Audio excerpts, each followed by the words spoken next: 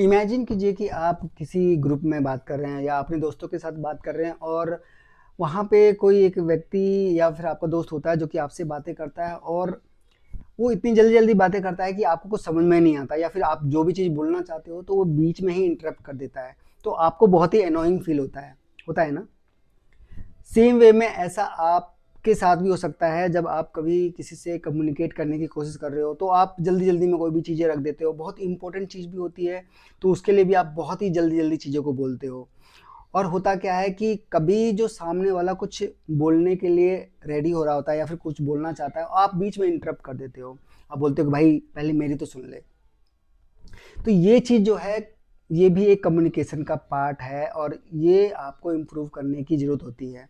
Communication skills सिर्फ बोलना नहीं होता है, बल्कि कम्युनिकेशन स्किल्स में आपको अगले का सुनना भी होता है, उसको समझना होता है और अपनी बात को क्लियरली रखना होता है।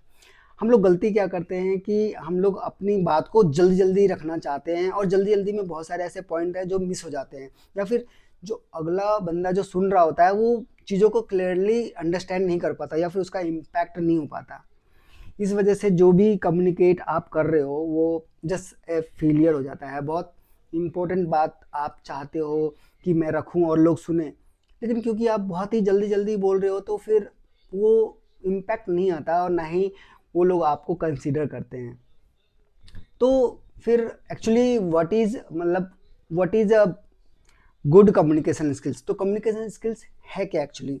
सो उसी के बारे में मैं आज थोड़ा सा आपको बताना चाहता हूँ।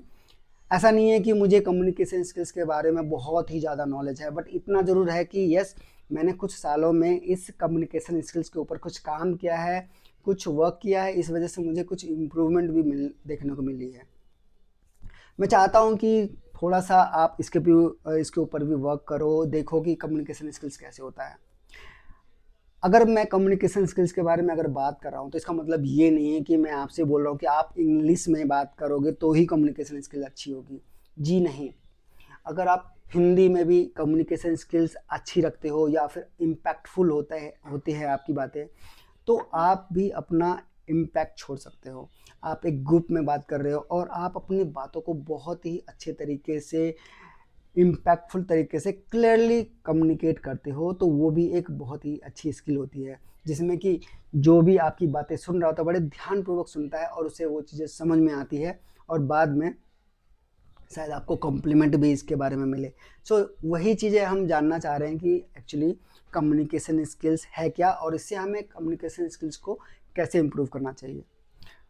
जितना मैं अपनी लाइफ से समझ पाया हूँ कि कम्युनिकेशन स्किल्स एक इंसान के करियर के लिए बहुत ही इम्पोर्टेंट होता है। अगर आप कम्युनिकेशन स्किल्स में लूज़ हो और आप लूजली बात करते हो और बहुत ही हेस्ट में बात करते हो, जल्दी जल्दी बात करते हो, लोग आपकी बातें नहीं समझ पाते हैं, तो आप इम्पैक्ट नहीं छोड़ पाते हो और इस वजह से क्या होता है कि आप कहीं थोड़ा पीछे रह जाते हो।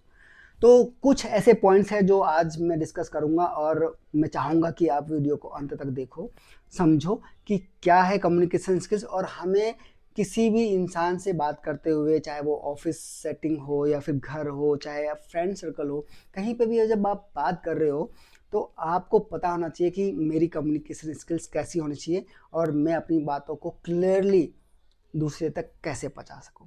चलिए स्टार्ट करते हैं और जानते हैं कि व्हाट इज़ कम्युनिकेशन स्किल्स और हमें इसे कैसे इम्प्रूव कर सकते हैं और हमें इसे क्यों इम्प्रूव करना चाहिए।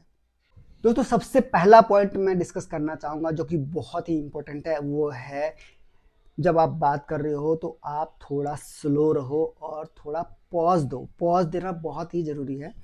जैसे अगर हम बहुत ही तेज़ी से बात करते हैं तो इट्स लाइक वेरी रैंडम, और आप किसी भी इंसान का बहुत ही तेज़ी से बात सुनोगे तो आपको वो चीज़ें समझ में नहीं आएंगी और बहुत ही हेस्ट लगेगा और आप उस पर ध्यान नहीं दोगे।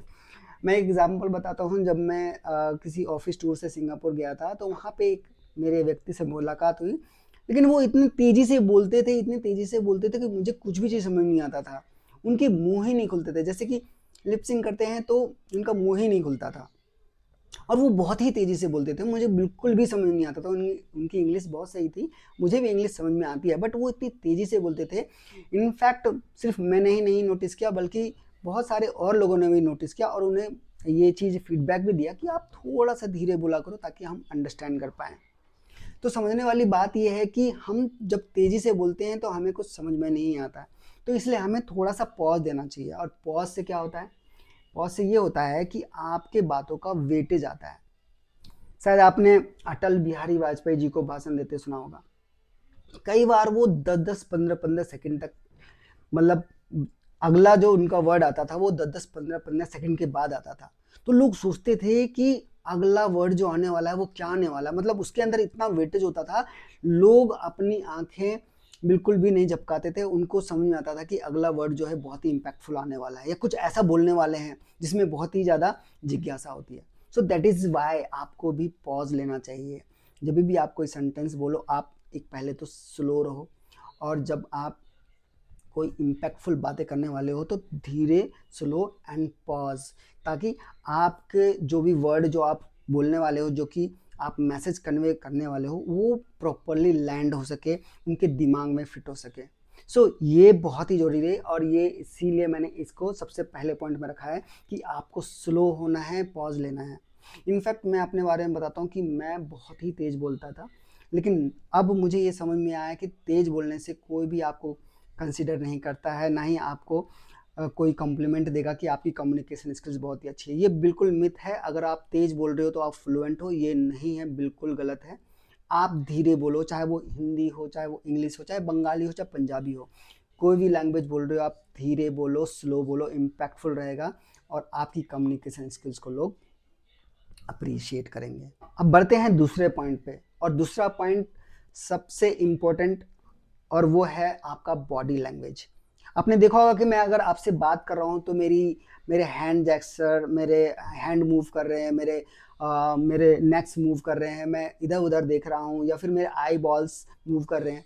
तो ये जो मूवमेंट होता है ये बहुत ही ज़रूरी होती है, अदरवाइज आप बिल्कुल रोबोट की तरह लगोगे और वो बहुत ही मोनोटोनस होता है, बहुत ही बोरिंग होता है। आप जब किसी से बात कर रहे होते हो तो आप देखना कि अगर कोई अच्छा बॉडी लैंग्वेज यूज़ करता है, जो अपने हैंड जेस्चर या अपने आई कांटेक्ट को मेंटेन करता है, तो आप उससे कितना इंगेज होके बात करते हो, कितना अच्छा लगता है आपको उससे बात करने में। अगर मान लो कि अगर मैं आपसे बात कर रहा हूँ और मैं इधर देख रहा हूँ कि कम्युनिकेशन स्किल्स बहुत ही ज़रूरी है आपके लिए और आपको ये समझना चाहिए, तो आप डेफिनेटली मेरी बातों को ध्यान में नहीं दोगे और आपका भी ध्यान इधर उधर चला जाएगा। तो ये एक बेटर कम्युनिकेशन स्किल्स नहीं होगा। तो बेटर कम्युनिकेशन स्किल्स के लिए क्या करना है, आपको अपने बॉडी लैंग्वेज, यानी कि आपकी बॉडी भी बोलनी चाहिए। आप मुंह से बोल रहे हो लेकिन आपकी बॉडी नहीं बोल रहा है तो वो इम्पैक्टफुल नहीं होगा। तो रिमेंबर कि आपका बॉडी भी बोलना चाहिए, यानी कि बॉडी से भी आपको बातें करनी है। तो ये था नंबर 2 पॉइंट जो कि आपको ध्यान रखना है। पहला था आपको थोड़ा स्लो होना है, आपको पॉजेज़ देने हैं, इम्पैक्टफुल रहना है, और दूसरा ये है कि आपको अपनी बॉडी लैंग्वेज का यूज़ करना है। आप अपने आई कॉन्टैक्ट्स बना के रखने हैं और अपने हैंड जेस्चर और अपने बॉडी रिलैक्स मूड में रहना है और be confident. Now the next point is and very important which is सुनना सीखो। मतलब जब भी आप बोलते हो या कहीं कम्युनिकेट करते हो तो आप क्या होता है कि बस आपको लगता है कि बस मुझे ही सब कुछ आता है और जस्ट मुझे ही बोलना है, जो कि बिल्कुल भी गलत है। ये ऐसा आपको नहीं करना है। कम्युनिकेट करते वक्त ध्यान रखना है कि जो अगला बोल रहा है उससे प्रॉपर सुनो, उसको समझो, तब रिप्लाई करो। ज़्यादातर लोग गलती क्या करते हैं, उनको लगता है कि वो कम्युनिकेट सिर्फ और सिर्फ रिप्लाई करने के लिए कर रहे हैं, मतलब they wanted to be upper side, always wanted to be upper side and they want to be more vocal. So ऐसा नहीं होना चाहिए। आपको क्या करना है कि उनको सुनना है प्रॉपर्ली, ताकि उसको भी अच्छा लगे, क्योंकि जब आप बोलोगे तो वो प्रॉपर्ली सुनेगा। अगर आप उसे इंटरप्ट करोगे तो वो भी आपको इंटरप्ट करेगा, और इस वजह से कम्युनिकेशन जो हेल्दी नहीं होगा और कम्युनिकेशन में गैप आएगा। तो सबसे ज़रूरी बात ये ध्यान रखनी है कि जब भी आप कम्युनिकेट कर रहे हो किसी फ्रेंड से या फिर अपने ऑफिस सेटिंग में, तो कम्युनिकेशन स्किल्स में लगभग 50% सुनना होता है और 50% आप बोल सकते हो। तो आप सुनने का प्रैक्टिस करो, आपको सुनना चाहिए, पहले सुनो फिर उसके बाद आप अपनी बातें क्लियरली रख सकते हो। क्योंकि सुनने से क्या होगा कि आपको ये भी पता चलेगा कि अगले वाले के दिमाग में क्या चल रहा है और उसके किस तरह के थॉट्स हैं। तो जब आप उसका रिप्लाई करोगे तो आपके पास प्रॉपर आंसर होगा और आप अपने मैसेज को क्लियरली कन्वे कर पाओगे। द अगला पॉइंट जो है वो है आपको सिंपल क्लियर वर्ड्स का चूज़ करना है। होता क्या है कि जब आप कम्युनिकेट करते हो तो आप इम्प्रेस करने की कोशिश करते हो। लाइक अगर if somebody talking to any person और एनी ऑफिस सेटिंग और he is giving some lecture or presentation, so he will try or she will try to impress others. So in that way, he or she will use some difficult word, some very hard words, so that other people cannot understand. You know that vocabulary, you know the words meaning, but other person is not able to understand. So what will happen is the other person will not understand your message and the communication will fail. So मेरा क्या मानना है कि आपको simple words का use करना है, simple भाषा का यूज़ करना है, टू द पॉइंट बात करनी है। आपको इस तरह से कठिन वर्ड का यूज़ नहीं करना है ताकि आपकी कम्युनिकेशन स्किल्स जो है पैथेटिक हो जाए और किसी को समझ में नहीं आए। तो use very simple and clear words and to the point words. चलिए मूव करते हैं नेक्स्ट पॉइंट में, जो कि one of the important point है, और वो है कॉन्फिडेंस। जब आप कम्युनिकेट कर रहे हो तो आपको कॉन्फिडेंट में रहना ज़रूरी है, क्योंकि देखिए अगर आप शेकी हो रहे हो, आपके हाथ काँप रहे हैं, या फिर आपके हैंड जेस्चर, या फिर आप आई कांटेक्ट नहीं कर पा रहे हो, तो आप कम्युनिकेट सही से नहीं कर पाओगे और आपका कम्युनिकेशन सही से नहीं हो पाएगा। यहाँ पे मैं ये सजेस्ट करूँगा कि कॉन्फिडेंस होने का सिर्फ सिंपल सा तरीका ये है कि आपको कठिन वर्ड यूज़ नहीं करने हैं और आपको टू द पॉइंट बोलना है और कम से कम शब्दों में बोल के हट जाना है। आपको ज़्यादा नहीं बोलना है, क्योंकि अगर आप कॉन्फिडेंस आप में ज़्यादा उस वक्त नहीं है तो आप कम से कम बात कीजिए और टू द पॉइंट बात कीजिए, और उसके बाद आप साइलेंटली सुनिए। होता क्या है कि आप बहुत सारी चीज़ें बोलने की कोशिश करते हैं और इन हेस्ट में बहुत सारी ऐसी चीज़ें बोल जाते हैं नर्वसनेस में, जो कि आउट ऑफ द वे होती है। कई बार जिस हम कॉन्टेक्स्ट में बात कर रहे हैं उससे अलग कॉन्टेक्स्ट में हम पहुंच जाते हैं और उस वक्त हमारा कॉन्फिडेंस डगमगा जाता है। सो बेटर ये होगा कि हम कम से कम बात करें, और ताकि हम कॉन्फिडेंट में रह सकें। और कॉन्फिडेंट में रहने का क्या है कि आपको थोड़ा सा आई कांटेक्ट बनाना है और आपको थोड़ा कंफर्टेबल होना है। आप डिस्कम्फर्ट होकर बात नहीं कर सकते। आप जहाँ पे भी बैठे हैं वहाँ पे आप कंफर्टेबल होइए। सबसे पहले आपका कंफर्टेबल होना बहुत ज़रूरी है। अगर आप खड़े हैं तो कंफर्टेबली खड़े रहिए। आपको कुछ अब नॉर्मल गेस्चर या पोस्चर नहीं बनाना है, लाइक आप पॉकेट में हाथ रखे हुए या फिर पीछे हाथ रखे हुए इस तरह से करके नहीं। आपको कंफर्टेबल होना है जिस कंफर्टेबल पोज में आप हमेशा खड़े रहते हो या फिर जिस कंफर्टेबल पोज में आप हमेशा बैठे रहते हो, तो आपको उस तरह से खड़े या बैठे होना है। और उसके बाद आई कांटेक्ट के साथ आपको कम से कम शब्दों में कम्युनिकेशन या फिर आप जो भी मैसेज आप कन्वे करना चाहते हैं वो आपको कन्वे करना है और मूव ऑन करना है। ठीक है, मूव करते हैं नेक्स्ट पॉइंट पे, जो कि अनदर पॉइंट है, और वो ये है कि आपको प्रैक्टिस करनी है। देखिए आपको मैंने इतनी सारी चीज़ें बता दी कि आपको कम्युनिकेशन स्किल्स के लिए क्या करना है, कैसे करना है, लेकिन जब तक आप उसकी प्रैक्टिस नहीं करोगे तो आप उससे नहीं कर पाओगे। होगा यही कि अभी तो मैंने आपको बताया कि आपको थोड़ा सा स्लो होना है, कॉन्फिडेंट होना है, या फिर आपको ईजी वर्ड्स का यूज़ करना है और अपनी बॉडी लैंग्वेज का यूज़ करना है। लेकिन जब आप दोबारा ऑफिस सेटिंग में या फ्रेंड्स के साथ कम्युनिकेशन में इंगेज होगे तो वही चीज़ें रिपीट होंगी जो आप पहले से करते आए थे, क्योंकि आपने उसका प्रैक्टिस नहीं किया। तो आपको प्रैक्टिस करना है। आपको एक बार को मिरर के सामने जाके अपने से बात करनी है, खुद से बात करनी है और देखना है कि क्या मैं स्लो हो रहा हूँ नहीं हो रहा हूँ, क्या मैं पॉज ले रहा हूँ नहीं ले रहा हूँ। फिलर वर्ड्स को यूज़ नहीं करना है, और जहाँ पे फिलर वर्ड्स आप यूज़ करते हो वहाँ पे आप पॉज लो। पॉज जैसे आप लोगे तो आपको भी खुद अच्छा लगेगा, अरे ये तो बहुत ही अच्छा लग रहा है, अगर मैं इस तरह से बात करूँगा तो अगले वाले को मैसेज बहुत ही सही तरह से जाएगा। तो ये एक ऐसी इसीलिए मैं आपको बोल रहा हूँ कि आपको प्रैक्टिस करना बहुत ज़रूरी है।